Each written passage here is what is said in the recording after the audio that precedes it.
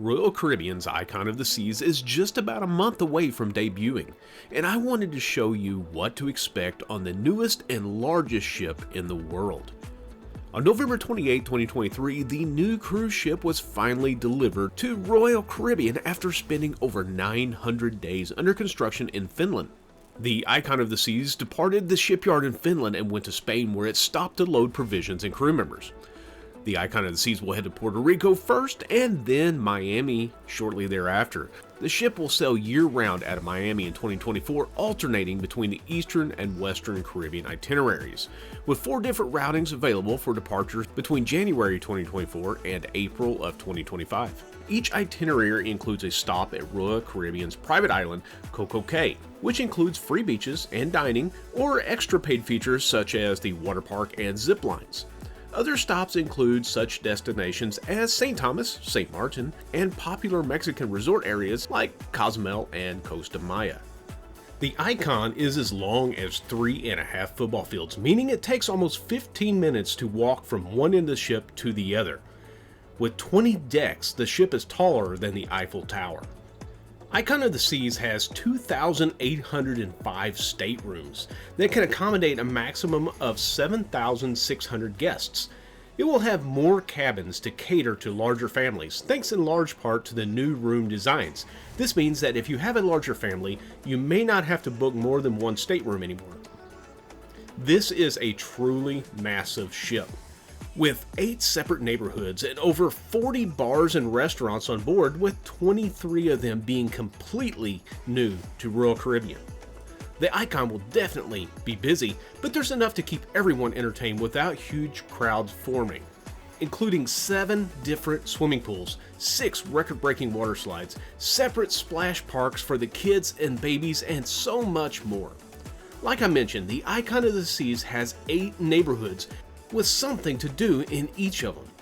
The Aquadome neighborhood is a multi-purpose space at the front of the ship, featuring aerial and acrobatic shows by night and offering a 220-degree view by day through floor-to-ceiling windows.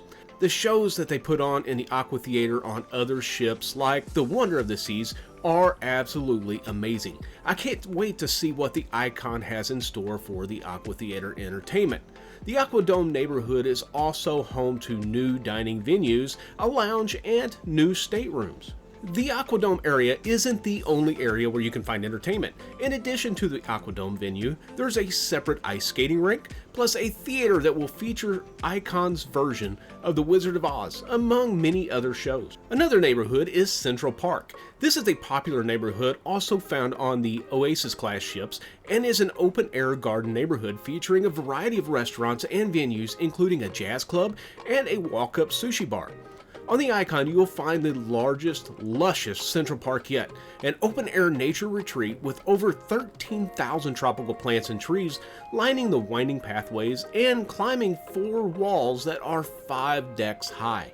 Over in the Chill Island neighborhood, it comprises a 3-deck pool area, including adults-only pool, plus the swim-up bar at sea that they are calling the Swim and Tonic. They also have 4 bars at the Lime and Coconut, including the first ever frozen drink cocktail bar, where you can grab a drink and enjoy live music and DJs. Another neighborhood, Thrill Island, is Icon's water slide complex neighborhood, featuring 6 unique slides from family-friendly options to a water slide free fall drop. This is the largest water park at sea with 6 record-breaking slides. It also includes a revolutionary Crown Edge. This is where you can really test your bravery and walk out over the edge of the ship, dangling high above the ocean. As you walk, the floor will drop out from underneath you, but don't worry, you will glide to safety. They also have the classic rock climbing wall that has been updated with a new twist and a newly designed mini golf course. If you work up an appetite, there are plenty of areas to find a bite to eat around Thrill Island. The Surfside is a stay-all-day neighborhood for families. It offers a splash area for younger kids with slides, spray fountains, water cannons, and a massive drench bucket. They even have a separate pool for the parents to relax in. In between arcade plays and carousel spins, grab a bite at one of the kid-friendly eateries. Over at the Hideaway neighborhood, It promises Vegas beach club vibes. It includes a first suspended pool at sea that defies gravity, hovering 8 stories high. Lounge the day away as you listen to DJs play a variety of music. Kick back and catch some rays on a multi-level terraced lounge area where every chair is certain to have a spectacular sunset view. If you want to grab a drink, head over to the Hideaway bar. The suite neighborhood features 3 decks worth of space reserved for guests who shelled out enough for suite accommodations, including a separate pool and a hot tub, plus an exclusive 2-level restaurant. If you can afford a suite on this massive ship, then I'm sure you will enjoy the VIP treatment in this area. The Royal Promenade neighborhood is the ship's main drag, where you're not far from many of the ship's indoor attractions, such as the casino, shopping, dining, and many bars. At 362 feet long, the Royal Promenade onboard Icon of the Seas is longer than a football field, and for the first time, it incorporates ocean views. Ever since the Royal Promenade debuted on Voyager of the Seas, it has become a staple on board many Royal Caribbean ships, and the Icon of the Seas is no exception. For the first time, Royal Caribbean focused on connecting guests to the light and water through expansive windows. To be successful, however, they needed to build a superstructure that would allow them to replace all of the steel with glass. They designed an architectural focal point called the Pearl. This is a central, multi-purpose gathering place. This architectural marvel will bring this ship to life, offering different experiences throughout the voyage depending on whether it's daytime, nighttime, at sea, or even when you're docked at Perfect Day at CocoCay. Located near the Pearl is the Pearl Cafe.